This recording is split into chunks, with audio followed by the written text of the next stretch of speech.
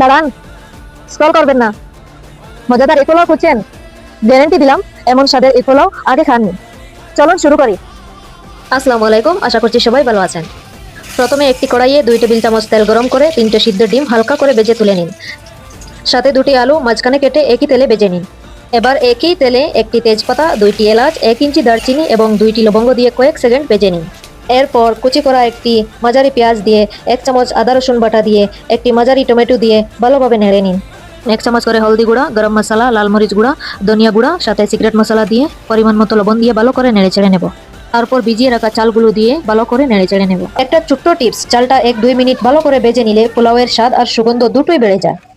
এখানে তাড়াহুড়ো করবেন না, ধীরে ধীরে রান্না করলেই আসবে পারফেক্ট টেস্ট। সাথে পরিমাণ মতো পানি দিয়ে 5 মিনিটের জন্য ঢাকনা দিয়ে ঢেকে রেখে দেব। তারপর ঢাকনা সরিয়ে ভেজে রাখা আলু আর ডিম দিয়ে, সাথে কাঁচা লঙ্কা আর সামান্য লেবুর রস দিয়ে আবারও 15 মিনিটের জন্য ঢেকে রেখে দেব। এই সময় অবশ্যই লো ফ্লেমে রাখতে হবে। দেখুন কি সুন্দর ঝরঝরে আর সুগন্ধি এক পোলাও তৈরি হয়ে গেছে। আমাদের মজাদার এক পোলাও একদম তৈরি। দেখতেই কত সুন্দর লাগছে, আমি এখন টেস্ট করে দেখছি। মাশাআল্লাহ, অসাধারণ স্বাদ হয়েছে। আপনারা অবশ্যই বাসায় ট্রাই করে দেখবেন। ভিডিওটি ভালো লাগলে লাইক, শেয়ার আর কমেন্ট করতে ভুলবেন না। আর নতুন নতুন রেসিপি পেতে হালিমা কুকিং ব্লগ চ্যানেলটি সাবস্ক্রাইব করে পাশে থাকুন। আল্লাহ হাফেজ।